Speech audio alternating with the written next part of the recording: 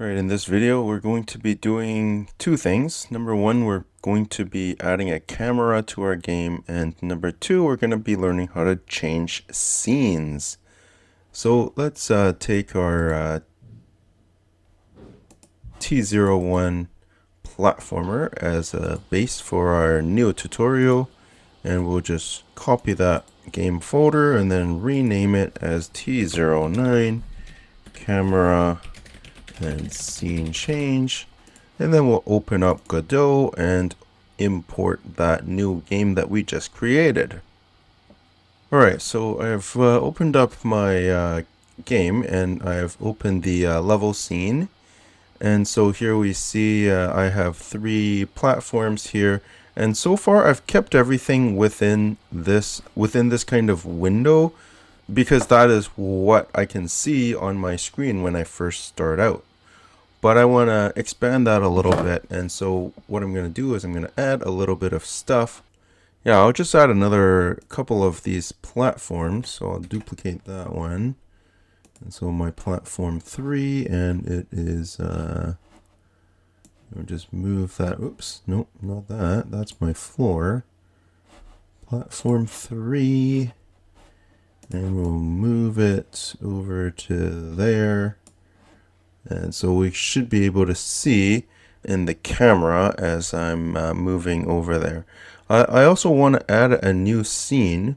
So this is level 1. I want to add, say, a level 2. And so I'm just going to add a new level, and that's a 2D scene, node 2D. And I'm just going to add some of these floor and blocks and platforms to that level, and I'll speed up that process, and you can take your time and do yours as you want as well.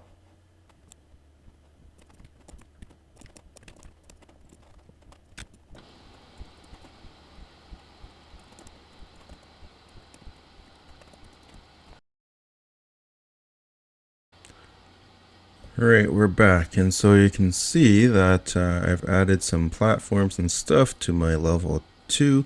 I've also named that scene as level 2, and I'm just going to go Control S to save it as level 2. I have a level 2 scene. I need to add my player into the scene, so we'll just use the chain and add the player scene into there, and we'll start level 2 in the corner over here. And I have my level 1 scene, it looks like this, and my level 2 scene, it looks like that. Save everything, and so it's looking good so far. I'm going to actually add I need somehow a way to get from level 1 to level 2. So I'm going to add a portal or a door or something, and so I'm going to do that as an area 2D with a sprite and a collision body, and I'm going to add a signal that is going to be emitted when that body is entered. And so here's my level 1, and so I'll just go ahead and add that node. So in the level, add area 2D, and we'll just rename that as the door. You could say it's a portal, whatever you want. Give it a sprite 2D. Give it a collision shape 2D.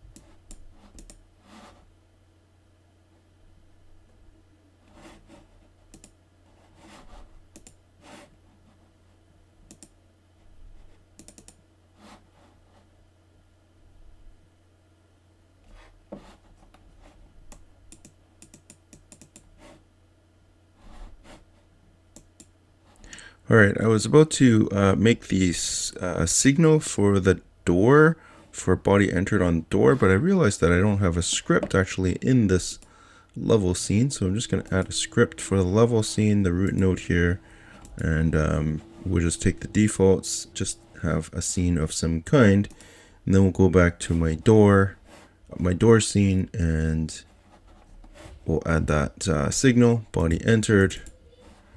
And now it's connecting to the level script. And so this function appears. So inside the function, so when my player enters the door, or when my player touches the door, I want to do the scene change. And so we're going to do get tree brackets dot change underscore scene. And so here we go, change scene to file. And then we need, in these brackets, we need the name of the scene, which we can actually grab from the file structure down here. That is the level 2 scene. Drag it in there. And there we go. And so if we try and use this, let's just run that.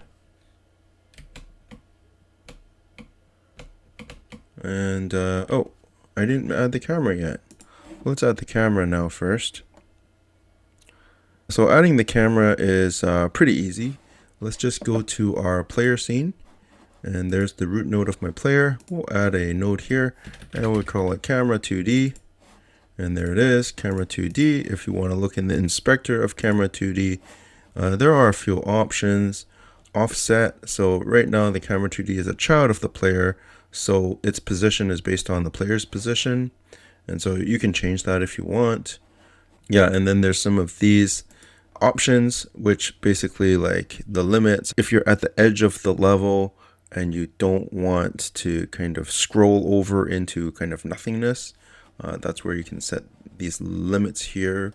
Will be relevant. Zoom, of course, makes everything bigger or smaller. Yeah, but for now we'll kind of ignore most of these, and we'll just use the default camera. And let's play that game again. And this time you'll see that as I move, that the camera is following the player. Here's my door, which I made a kind of yellowish color. And when I touch that door, I am into the second level. And so that does work. But you can see that in my debugger here, it's given me an error. And so and that's because what's happening is it's done this change scene and it's gone to the level 2 scene, but to go to the level 2 scene, and we're kind of deleting the level 1 scene, but we're still in the level 1 scene, so it does mess up things again a little bit. So to avoid that error, all we can do is change this line of code a little bit, and we'll change it to this. Instead of change scene to file here, we're going to do get tree dot call deferred.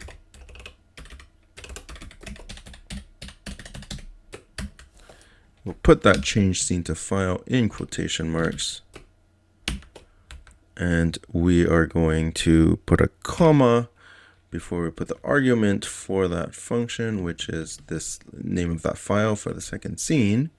And I think that should work. So let's do that again. And this time we are changing to the level 2 scene. That's very good. And you can see that there has been no error here, so we're pretty safe.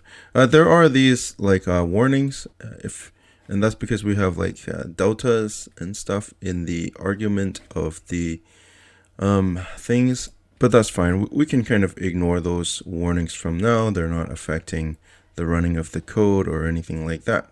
So that should be it for this tutorial, and we'll see you in the next one.